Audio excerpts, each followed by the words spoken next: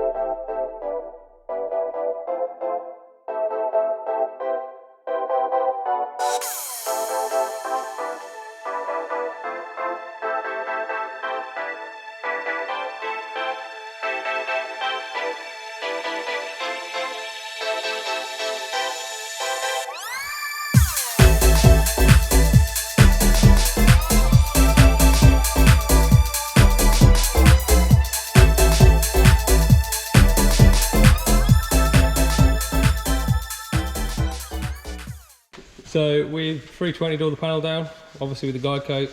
I've went over it with a 500. So now we're just gonna 2000 the rest of the car and red Scotch all around the door shuts. And down here, as I'm gonna paint up to this bit here, just because I want that to look nice and shiny for when we're at the shows. So we'll probably pop you on time lapse again quickly. I've also got to mask up my chassis sticker, otherwise it's like another 90 quid for one and I'm not paying it, as I've already got a fork out for all new glass. So anyway, like I said, I'll pop you on time lapse and crack on.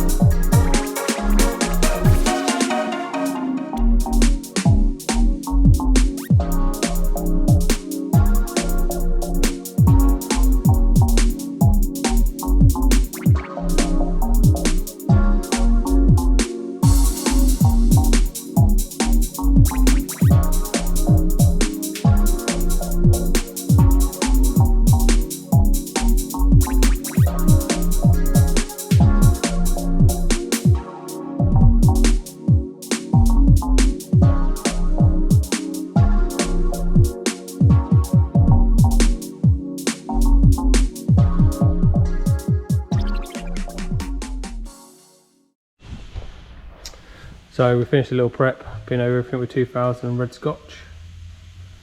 So I'm going to degrease it and mask it all up. And I'll put a sheet over it just to keep the dust off of it till it gets painted. I've still got all the parts to do yet, which are up in the paint shop. The front bumper hasn't been done yet, but we're one step closer. The shell is done. So I'll switch it to time lapse. We're just going to get masked up and degreased.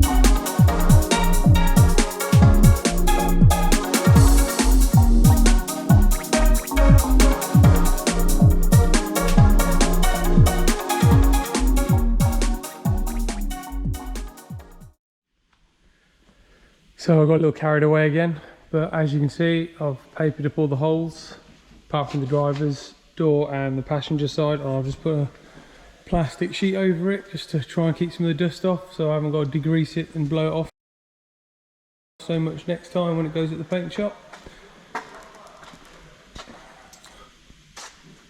But hopefully you can see how much work goes into doing a respray, and you know the costs involved. Like the paint alone on this with lacquer and base coat is going to cost me like £1,000, and then obviously you got man labour on top. So I think this is why most body shops charge like 2-3k for a respray.